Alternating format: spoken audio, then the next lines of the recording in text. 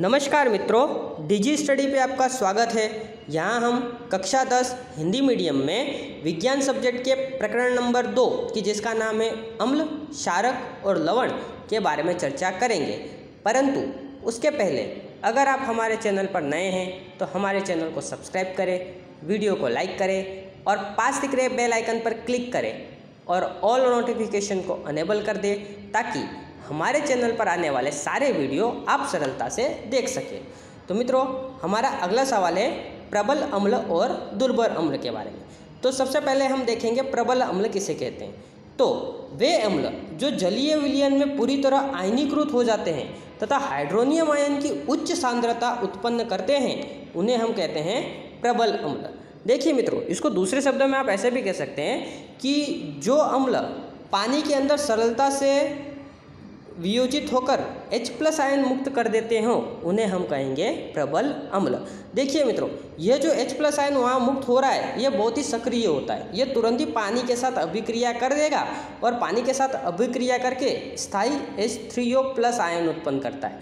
इसीलिए किसी भी अम्ल की अम्लता के लिए जवाबदार जो कारक होता है वो H+ होता है। और वह क्यों H+ होता है? क्योंकि वो उसके अंदर H3O+ आयन उत्पन्न कर देता है, जिसके वजह से जो अम्ल होता है वो उनकी अम्लता होती है। देखिए, जैसे कि मैं बात करूं यहाँ पर हमारे कुछ उदाहरण इस प्रकार से है कि हाइड्रोक्लोरिक अम्ल, सल्फ्यूरिक अम्ल और नाइट्रिक अम्ल, ये जो अम्ल होते हैं ये बहुत ही प्रबल होते हैं। तो ये तुरंत ही पानी के अंदर जाकर H+ आयन मुक्त कर देते हैं। जैसे कि हाइड्रोक्लोरिक एसिड है, उसको मैं पानी के अंदर डालूंगा तो उस समय वो H+ और Cl- जैसे दो आयनों में मुक्त हो जाते हैं।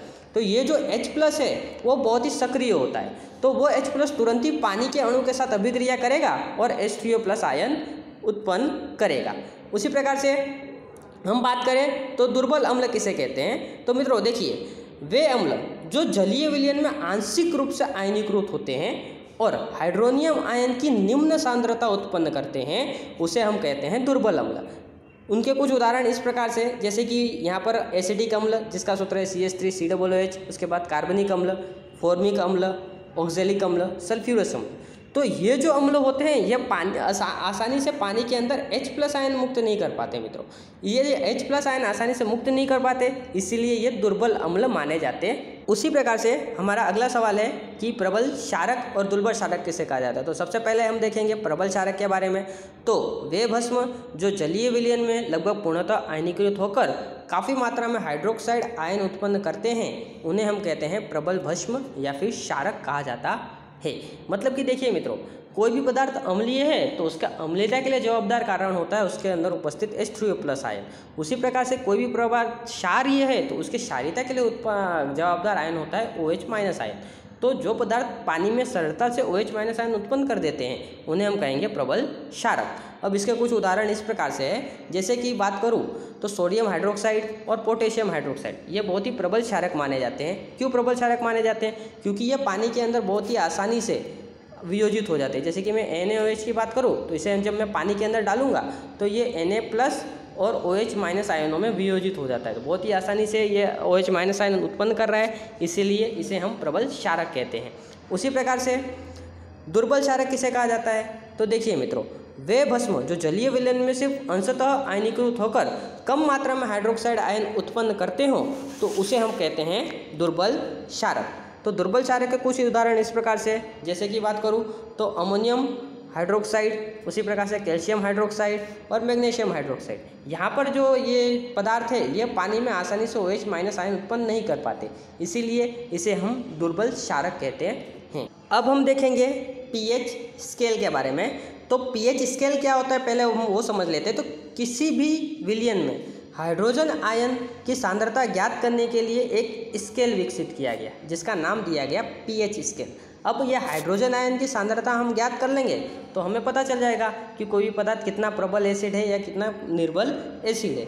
तो देखिए, साधारणतः हमें इसकी आवश्यकता क्यों पड़ी होगी। तो देखिए, जो सामान्य रूप में हम क्षारीय अम्ल है उसकी पहचान तो हम लगा सकते हैं। हमारे पास सूचक है, सूचक की सहायता से हम ये तो पता लगा सकते हैं कि कोई भी पदार्थ क्षारीय है या फिर अम्लीय है, परंतु यह कितना प्रबल क्षारीय है या फिर कितना प्रबल अम्ल है उसका अंदाज़ा हम लगा सकते नहीं है। तो उसका अंदाज़ा लगाने के लिए हमने एक स्केल विकसित किया जिसका नाम दिया गया पीएच स्केल।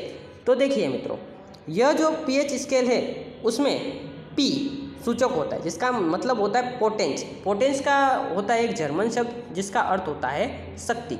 मतलब कि जो H प्लस प्रदान करने की जो शक्ति होती है उसे हम कहेंगे उसकी अम्लीयता। में किसी भी अम्ल की H प्लस प्रदान करने की शक्ति होती है उसे हम कहेंगे उसकी पीएच स्केल।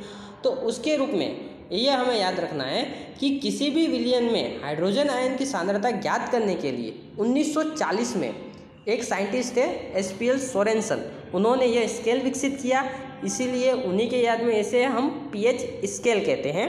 अब हाइड्रोजन आयन की सांद्रता का ऋणात्मक लोगेरिथम वो हमारा कहलाता है पीएच। जैसे कि हम बात करें तो पीएच इक्वल टू -10 लोग आधार पर हाइड्रोजन आयन की सांद्रता। अब मित्रों याद रखिए कि यह जो हाइड्रोजन आयन है वो तो होता है एकदम अस्थिर, असक्रिय होता है, बहुत ही ज़्यादा सक्रिय होता है। तो यह पानी में तुरंत ही पानी के साथ अभिक्रिया कर देगा और उत्पन्न क्या करेगा, H3O+ आयन उत्पन्न करेगा। तो इसे हम दूसरे शब्दों में ये कह सकते हैं कि pH is equal to log 10 आधार पर H3O+ की सांद्रता। अब H3O+ की सांद्रता जितनी अधिक होगी pH का मान उतना ही कम होगा। मतलब कि मित्रों जैसे कि मैं बात करूं, जो 2 pH वाला पदार्थ होता है वो 4 pH वाले पदार्थ से ज़्यादा अम्लीय होता है। मतलब कि अगर मुझे अम्लीयता का पहचान लगाना है तो ये जो 2 pH वाला पदार्थ है ना वो 4 pH वाले पदार्थ से ज़्यादा अम्लीय होता है। मतलब कि जितना ज़्यादा हाइड्रोजनियम आयन की सांद्रता उतनी उसकी अम्लीयता अधिक या फिर उतना ही उसकी pH का मान कम होता है। उसी प्रकार से जिस तरह से हम बात करें, देखिए कि जो पीएच स्केल है वो 0 से लेकर 14 तक के उसके अंदर आंकड़े आए होते हैं। तो जो 0 से अधिक और 7 से कम हो तो वो विलयन हमें माना जाता है कि अम्लीय है। मतलब कि जिसका भी पीएच 7 से कम होता है उसे हम अम्लीय विलयन मानते हैं। उसी प्रकार से जिस विलयन का पीएच 7 होता है उसे हम मानते हैं उदासीन विलयन, और जिस विलयन का पीएच 7 से अधिक होता है और 14 से कम होता है उसे हम कहते हैं क्षारीय विलयन। अब पीएच में 7 से जितनी कम होगी अम्लीयता उतनी ही अधिक होगी। मतलब कि जितना ही ज़्यादा पीएच 7 से कम होता जाएगा अम्लीयता उतनी ज़्यादा अधिक होगी। जैसे कि मैंने पहले ही बताया था कि जो 2 pH, मेरे पास 2 पदार्थ है, एक 2 pH वाला है और एक 4 pH वाला है। तो ये जो 2 pH वाला पदार्थ है वो ज़्यादा अम्लीय माना जाएगा 4 pH वाले पदार्थ की तुलना में।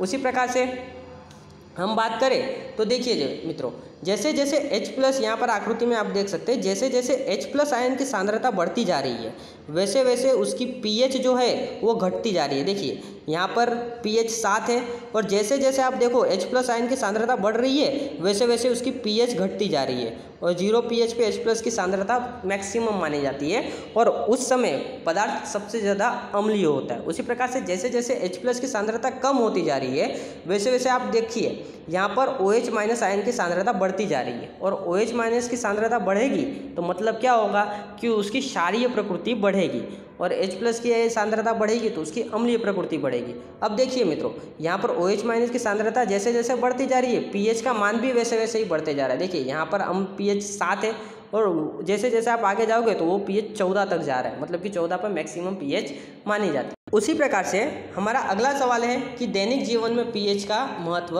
बताइए। तो देखिए मित्रों, हमारे दैनिक जीवन में pH अति महत्वपूर्ण स्थान रखता है। इसके कुछ महत्वपूर्ण स्रोतों पर नीचे प्रकाश डाला गया है। जैसे कि बात करें कि पाचन तंत्र में pH के महत्व के बारे में, तो देखिए मित्रों, हमारे पेट में हाइड्रोक्लोरिक अम्ल रहता है। हमारा जो जठर होता है उसके अंदर हाइड्रोक्लोरिक अम्ल होता है जो भोजन को पचाने में सहायक होता है। अब इसकी pH जो होती है वो लगभग 1 की जितनी होती है। अब क्या होता है कि यह जो इतनी कम pH है इससे हमारे पेट को कोई नुकसान नहीं होता, परंतु क्या होता है कि कभी कभी अपच की क्रिया के कारण हमारे पेट में वो अपचित पदार्थ को पचित करने के लिए अधिक प्रमाण में अम्ल का स्त्राव होता है, जिससे एक निश्चित सीमा से अधिक प्रमाण में अम्ल का स्त्राव होने से पेट में जलन होने लगती है और गैस होने लगती है। तो इन बढ़े हुए जलन अम्ल के प्रभाव को नष्ट करने के लिए हम बाहर से क्षारीय पदार्थ लेते हैं जिसे हम कहते हैं एंटासिड।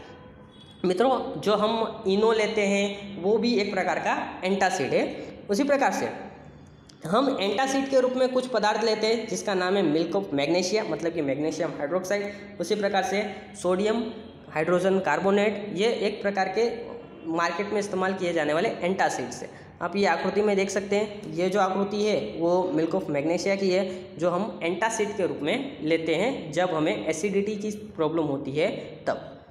उसी प्रकार से हमारा अगला सवाल है दंत क्षय के बारे में। तो देखिए मित्रों, मुख में पीएच की मात्रा 6.5 के करीब होती है। अब खाना खाने के पश्चात क्या होता है कि जो मुख में उपस्थित बैक्टीरिया होते हैं वो अवशिष्ट भोजनों पर क्रिया करके अम्ल को उत्पन्न करते हैं, जो मुख की पीएच को क्या कर देंगे, कम कर देंगे। देखिए मित्रों कैसे, जैसे कि हम भोजन लेते हैं, तो अगर हम भोजन लेंगे तो उस समय क्या होता है कि जो हमारा अन्न के जो कण हैं हमारे दांतों में फंस जाते हैं। अब ये जो अन्न के कण हैं उसके ऊपर बैक्टीरिया प्रक्रिया करते हैं और प्रक्रिया करने की वजह से अम्ल उत्पन्न करते हैं। अब मित्रों देखिए, अम्ल उत्पन्न हो रहा है मतलब कि उसकी पीएच कैसी होगी, कम होती जाएगी।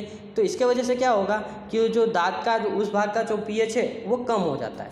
अब देखिए मित्रों, जब पीएच का मान 5.5 से कम होता है तो इनेमल क्षय होना शुरू हो जाता है।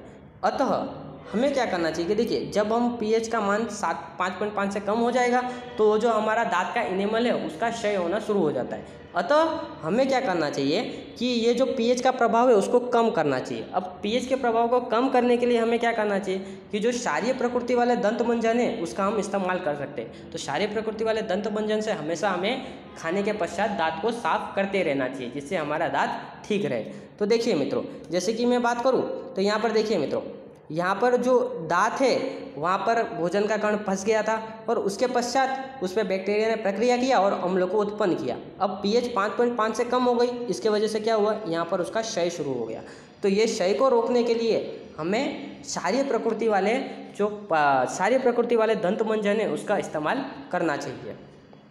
उसी प्रकार से अम्ल वर्षा, तो अम्ल वर्षा किसे कहते हैं वो समझ लेते हैं। तो देखिए मित्रों, वर्षा का जो जल होता है वो शुद्ध माना जाता है, परंतु प्रदूषकों के कारण आजकल क्या हुआ है कि इनकी जो पीएच है वो कम होने लगी है और यह जो कम पीएच वाली वर्षा है वो ज़मीन पे पड़ती है और उसे ही हम कहते हैं अम्लीय वर्षा।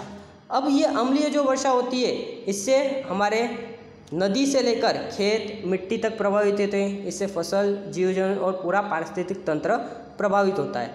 तो इसको हम नियंत्रित कैसे कर सकते हैं, तो इसको हमको नियंत्रण करना है तो हमें प्रदूषकों पर नियंत्रण रखना होगा, जिससे हम अम्लीय वर्षा को नियंत्रित कर सकें।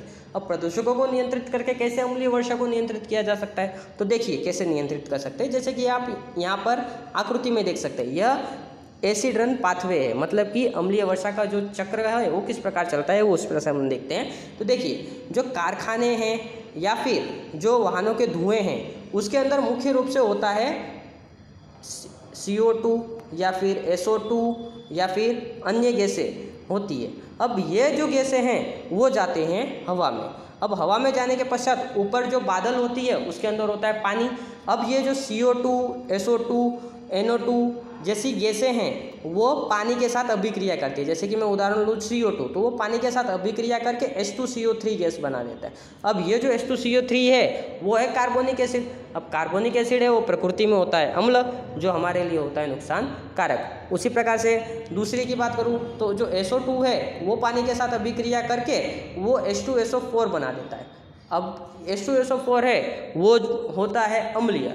अब ये जो अम्ल है पानी के साथ ज़मीन पे पड़ता है, जिसके वजह से क्या होता है कि जो हमारा पारिस्थितिक तंत्र है उसको बहुत ही ज़्यादा नुकसान पहुंचाता है।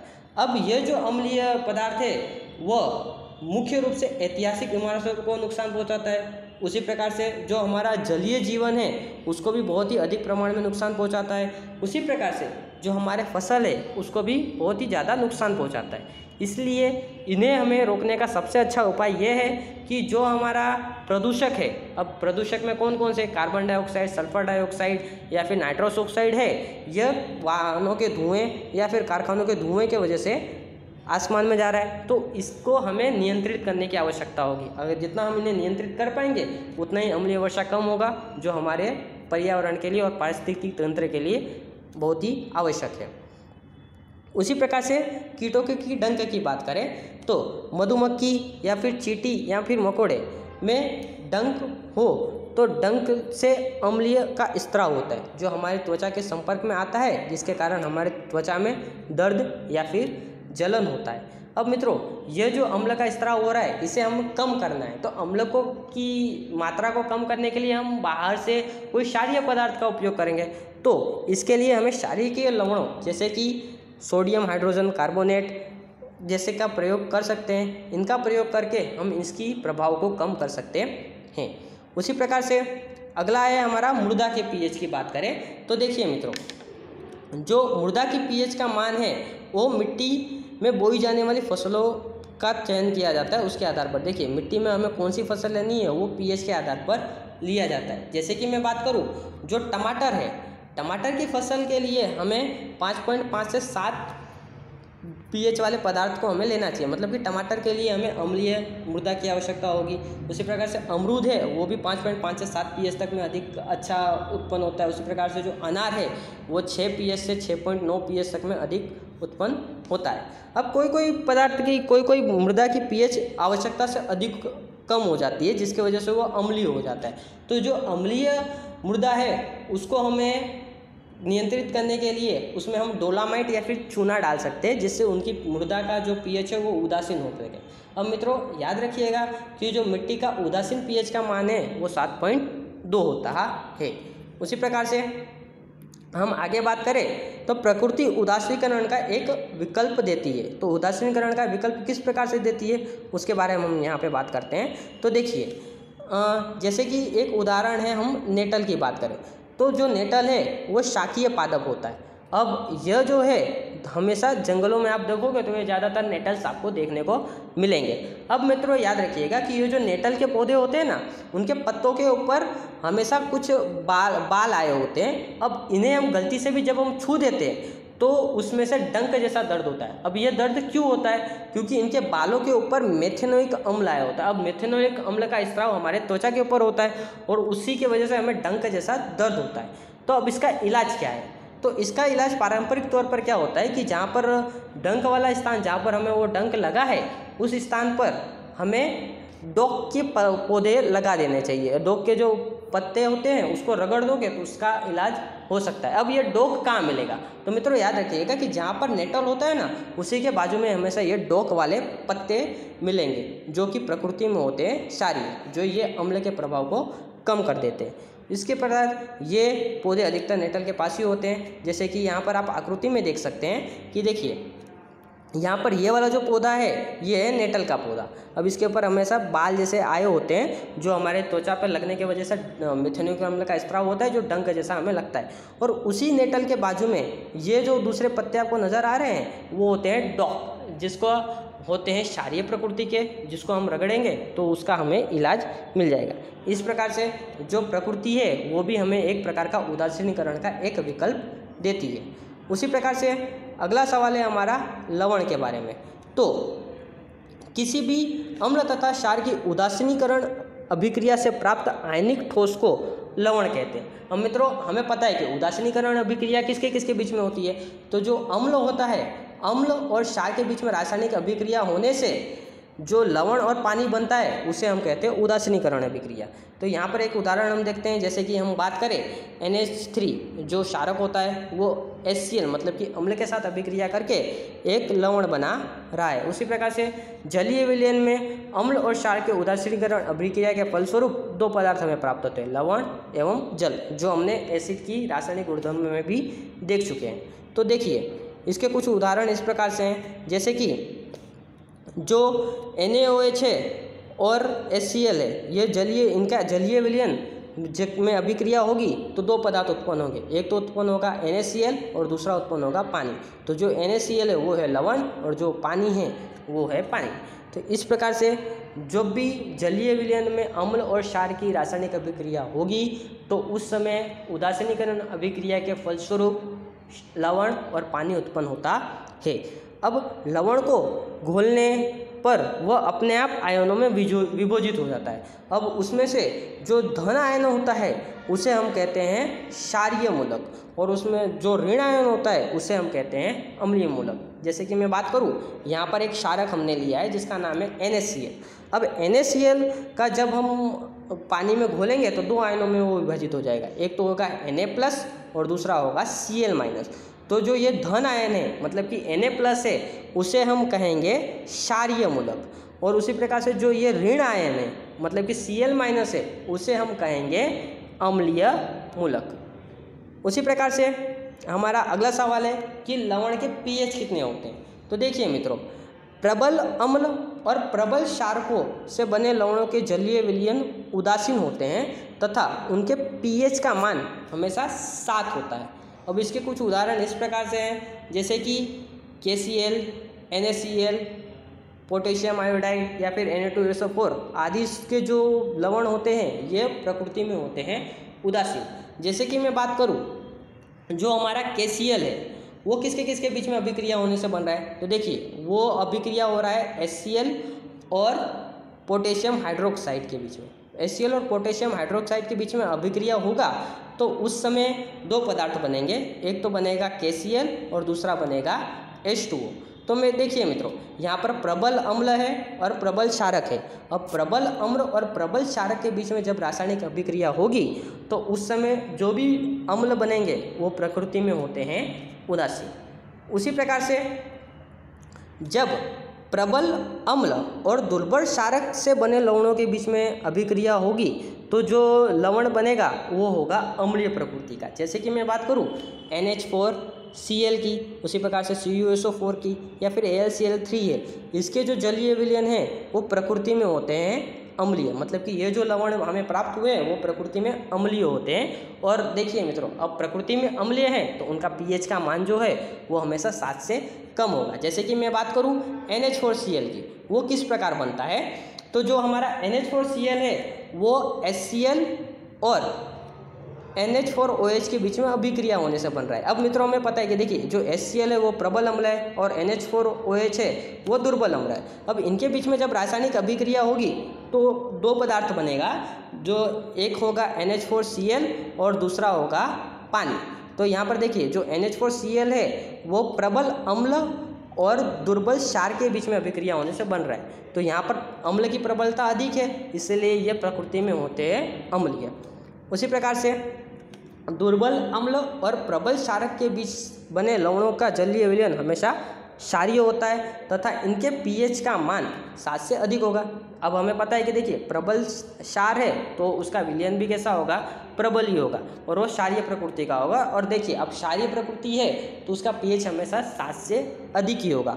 अब इसके कुछ उदाहरण इस प्रकार से हैं, Na2CO3 प्लस NaSCO3 CH3COONA, उसी प्रकार से NaCN3, इनके जलीय जो विलयन होते हैं वो प्रकृति में होते हैं क्षारीय।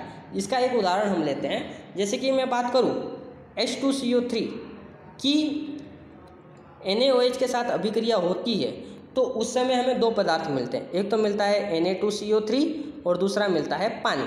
तो देखिए यहाँ पर H2CO3 जो है वो निर्बल अम्ल है और ये NaOH है वो प्रबल क्षारक है। तो निर्बल अम्ल और प्रबल क्षारक के बीच में अभिक्रिया होने से जो हमें Na2CO3 लवण मिल रहा है वो प्रकृति में होगा क्षारीय। क्यों क्षारीय होगा, क्योंकि यहाँ पर क्षारक प्रबल है, इसकी वजह से इसका जो प्रकृति होगा वो भी होगा क्षारीय। This is the end of our lecture.